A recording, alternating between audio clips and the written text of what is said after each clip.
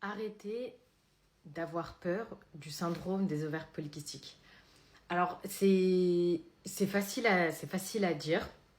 Voilà, j'ai vécu l'enfer, j'en suis revenue. Mais arrêtez d'être complètement affolé du syndrome des ovaires polykystiques. Essayez de le voir en fait comme une quête vers la santé et ne vous rabaissez pas parce que les efforts ne sont pas assez rapides ou vont pas aussi vite que vous l'espériez.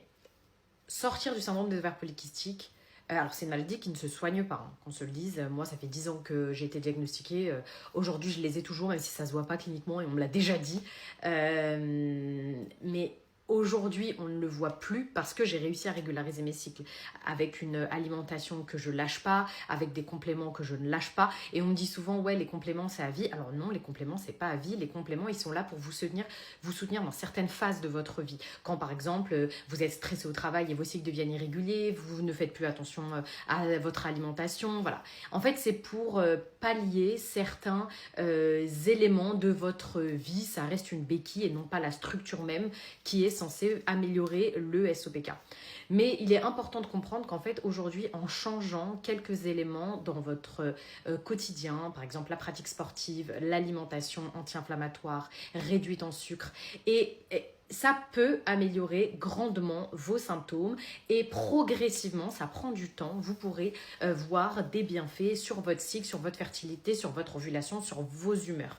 Vraiment, il faudrait que j'essaye de vous faire une roadmap là-dessus sur comment en fait on peut s'en sortir, comment on peut améliorer. Mais la première chose qu'il faut prendre en compte, c'est votre état mental. Si vous partez négative, si vous partez complètement affolé, mais j'ai pas mes règles, oh mon Dieu, mon Dieu, mon Dieu. Mais si t'as pas tes règles, tu prends du faston une fois et puis voilà, elle se déclenche. Parce que beaucoup me disent, oui, j'ai peur d'avoir un cancer un cancer de l'utérus.